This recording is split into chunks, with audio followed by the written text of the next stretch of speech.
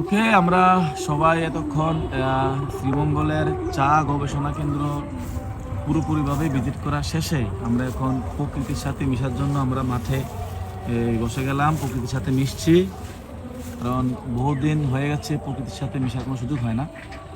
কিন্তু এখন ভিডিওর যে মূল টপিক্সটা সেটা হচ্ছে আমরা এই চা বাগান রিসার্চ সেন্টারটা ঘুরে আমরা জীবনের সাথে এবং জীবনের সফলতার সাথে সম্পৃক্ত কিছু টিপস আমরা আপনাদের সঙ্গে শেয়ার করতে চাই। কিছুক্ষণ আগে আমরা দেখলাম যে আসলে চা পাতা প্রাকৃতিকভাবে কিন্তু এই জমিন থেকে উৎপাদন হয় না। কিভাবে আসলে চা গাছটা তৈরি হয় সেটা আমরা দেখলাম। চা গাছের পাতা আছে, একটা পাতাকে কি করা হয়, ওরা একটা সুন্দর করে মাটির সাথে এটা যত্ন করে একটা নির্দিষ্ট প্রসেসিং মেনটেন করে এই পাতাকে কলপের মাধ্যমে তারা মাটিতে লাগানো হয়। এটাকে সেবা যত্ন করা হয়, পরিচর্যা করা হয়, বিভিন্ন সিস্টেম মেনটেন করে, উপর থেকে পানির ব্যবস্থা করা হয়, জোনার সিস্টেম, সব কিছু করে একটা পাতা থেকে একটা গাছ তৈরি হয় এবং সেই গাছটাকে প্রসেসিং করে একটু ব্যবস্থা করে তারপরে কিন্তু চা গাছটা লাগানো হয়। এখন সব এখান থেকে চিন্তা করলাম যে একটা পাতা থেকে যদি একটা চা গাছ তৈরি করতে চা গাছ হতে পারে, সেই গাছ থেকে অসংখ্য চা যদি উৎপাদন হতে পারে, তাহলে আমরা তো আসলে চা পাতা না, আমরা সৃষ্টির সেরা জীব মানুষ। তাহলে হয়তোবা একটা পাতা যদি এত বড় গাছ হয়ে এত মানুষকে চায়ের সুবিধা দিতে পারে, তো আমি জলজন্তু একটা পাতা না, আমরা জলজন্তু একজন মানুষ। হয়তোবা আমিও একটা চা পাতার মতো, আমার আজ কিছু নাই।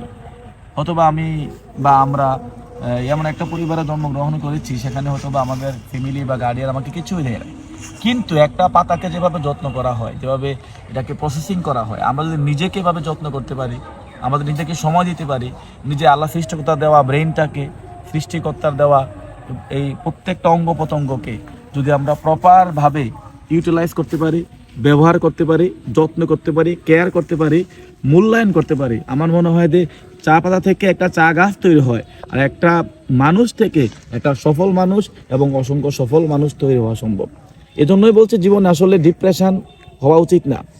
আমি এখানে আসার পরে আমি একটা চায়ের পাতার দিকে তাকাইয়া আমি অবাক হয়ে গেলাম, মানুষ কেন হতাশ হয়। একটা চা পাতা যদি হতাশ না হয়, সে একটা গাছে রূপান্তর হতে পারে, তাহলে আমরা কেন জীবন নিয়ে হতাশ হব? কিছু নাই, নো প্রবলেম। কোনো মানুষের পৃথিবীতে কিছু নিয়ে আসে না, আসার পরে সে পৃথিবীর 1 নম্বর ধনী হয়, 10 নম্বর ধনী হয়, বিলিয়নার হয়, মিলিয়নার হয়। হোয়াই আমরা কেন পারবো না? আমি আপনাদের সবাইকে বলছি, হতাশা সম্ভাবনাকে ড্যামেজ করে দেয়, ধ্বংস করে দেয়। আশা, ইচ্ছা, ভালোবাসা, কনফিডেন্ট আপনার একটা মরা গাছ থেকেও একটা জীবিত পাতা জন্ম দেয়। তাহলে আমি আপনাদেরকে সবাইকে একটা মেসেজ দিচ্ছি, জীবনটা হতাশভাবে কাটিয়ে দেওয়ার জন্য নয়। জীবনটা হচ্ছে মরা থেকে জীবিতভাবে তৈরি হয়ে একটা সফল জীবন এস্টাবলিশ করার জন্য। আসুন সবাই হতাশাকে ঝেড়ে ফেলে আপনার জীবনকে সময় দিন। যতটুকু সময় সৃষ্টিকর্তা দিয়েছে এই সময়টাকে আপনি ব্যবহার করুন, ব্রেইনটাকে ব্যবহার করুন, নিজেকে মূল্যায়ন করুন। ইনশাল্লাহ হতে পারে আজকে আপনি কিছু নাই, আগামী দিন আপনি অসংখ্য মানুষকে অনেক কিছু দান করবেন। তো নিজেকে নিয়ে পজিটিভ ভাবুন, তাহলে আপনি আপনাকে আবিষ্কার করতে পারবেন।